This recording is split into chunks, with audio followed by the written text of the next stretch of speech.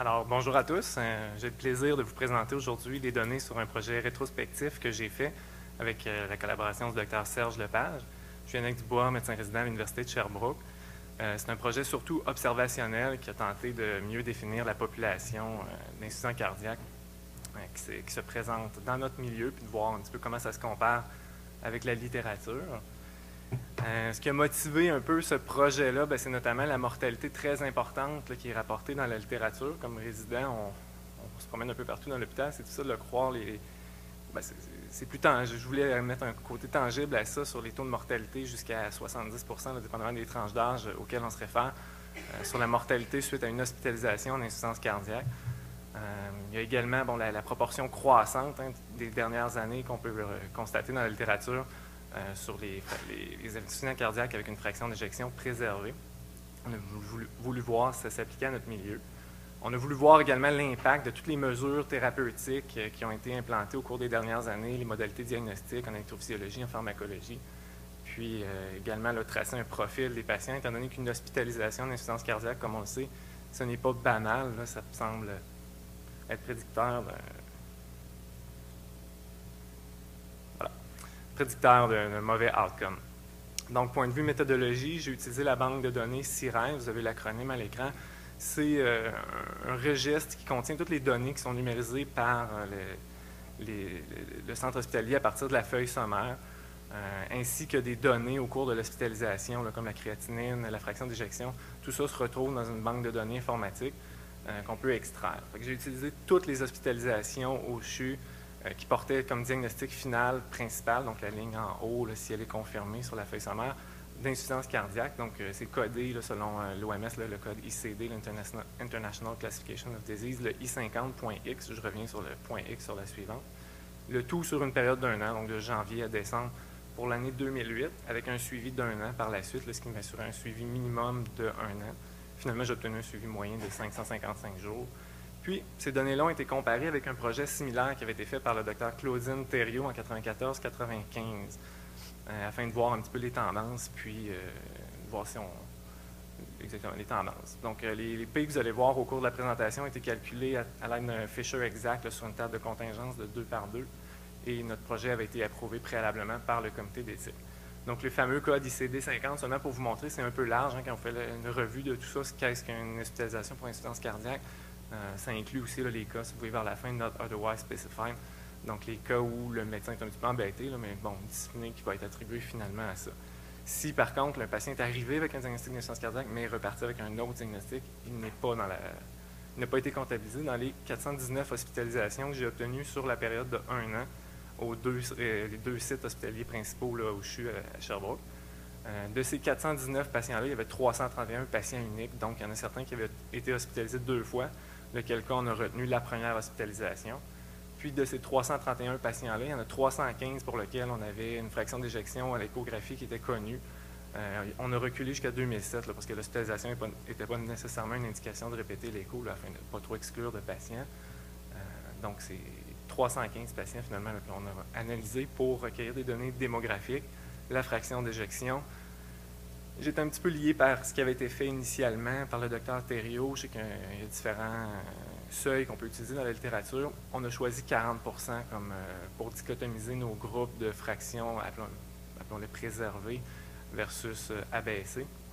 On a regardé la mortalité, la durée de l'hospitalisation, la présence ou non d'un séjour aux soins intensifs, la réadmission, toutes causes confondues, ainsi que pour insuffisance cardiaque, et la meilleure valeur de créatinine obtenue. Donc, côté résultat, là, la première constatation qu'on fait, c'est l'incidence de l'hospitalisation qui est en nette progression. On avait en 95 162 hospitalisations versus 300 patients différents hospitalisés pour insuffisance cardiaque versus en 2008 331 patients.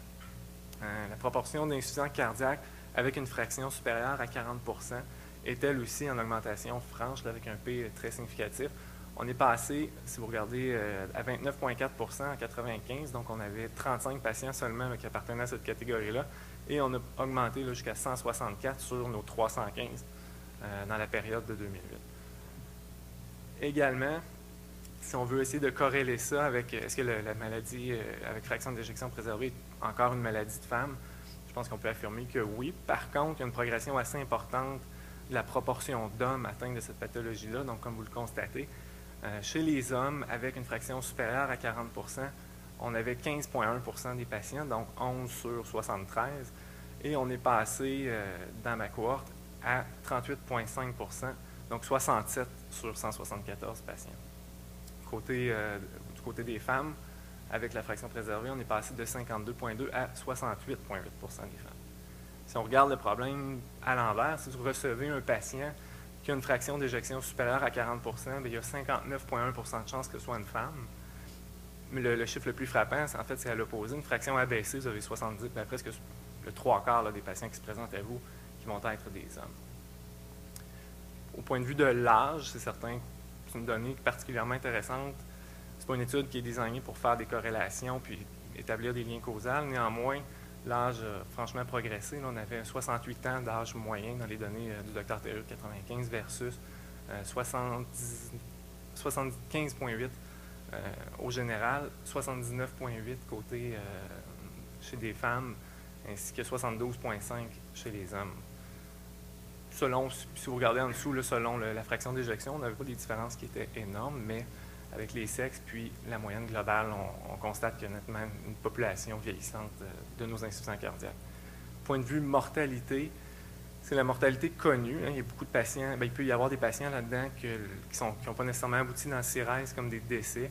Donc, c'est un chiffre qui est fort probablement sous-estimé, mais j'ai obtenu 36,5 de mortalité. Je vous rappelle, un suivi moyen de 555 jours. On avait 25,2 en 95, une différence qui est significative. La mortalité selon le type de fraction d'éjection, on a, avec la fraction préservée, un 31,1 versus un 42,4 lorsque la fraction est abaissée. C'est une différence qui était statistiquement significative. Donc, les insuffisants cardiaques avec fraction abaissée présentent un taux de décès plus élevé. Point de vue mortalité, selon le sexe, on avait une différence qui n'est pas significative. Donc, le sexe semble être un petit peu moins dichotomisant. Point de vue durée de séjour, ça, c'est une autre tendance qui semble avoir évolué beaucoup. On avait des séjours à 18 jours moyens lorsque la fraction était préservée, 15 jours moyens dans le passé. On est passé essentiellement avec du 8,5 jours d'hospitalisation et rarissime aux soins intensifs avec des taux au global à 8,6 versus 41 dans le passé. Bon, c'est sûr que maintenant, il y a des soins intermédiaires que je n'ai pas inclus dans la catégorie soins intensifs qui probablement ont été enlevés beaucoup de patients là, sur cette comparaison-là. Maintenant, pour ce qui est de la réadmission, des traitements plus courts, est-ce qu'on réadmet plus? Il semble que oui. On a 65,4 de réadmission globale, 72 chez la population avec fraction d'éjection supérieure à 40 puis on tombe à 58,3 lorsque la fraction d'éjection est abaissée. Donc, pour toute cause, vous allez revoir 3 patients sur 4, 2 patients sur 3 en fait, pour une autre hospitalisation. Puis la colonne de droite, là c'est pour insuffisance cardiaque. Finalement, il y en a 1 sur 3 qui revient spécifiquement encore pour un problème d'insuffisance cardiaque à l'intérieur de ces 555 jours moyens de suivi. Donc, ça aussi, c'est en progression, là, si on se réfère aux chiffres du bas qui correspondent à ce que c'était à l'époque. Donc, c'est une étude observationnelle. C'est tentant d'établir certains liens. C'est sûr que le design n'est pas fait spécifiquement pour ça, mais on a des données un petit peu assez éloquentes là, pour nous permettre d'ouvrir la piste à certaines explications. Les comparaisons directes, je fais les comparaisons avec le 95 un peu à titre informatif parce que je n'ai pas toutes les données qui avaient été utilisées à ce moment-là. Néanmoins, ça nous permet de calculer certaines valeurs de P, mais il y a d'autres contextes où peut-être vous verrez qu'on a évité un petit peu de statistiques ou de se comparer trop directement, mais on a plutôt focusé sur nos résultats actuels. Donc, pour ce qui est de la proportion croissante d'insuffisants cardiaques avec une fraction supérieure à 40 il me semble que les données qui m'ont le plus accroché seraient la clientèle plus âgée, composée de femmes, de plus en plus de femmes, puis possiblement une meilleure définition du diagnostic de ce type d'insuffisance cardiaque-là de nos jours. Donc, probablement qu'on inclut plus de patients, là, ce qui reflète aussi notre taux d'hospitalisation plus grand, puis notre bassin de population qui est le double de ce qu'il était il y a à peine 15 ans, dans un milieu qui, somme toute, peut évoluer là, quant à la distribution des soins ou à l'ampleur de la population là, dans le réseau de Sherbrooke.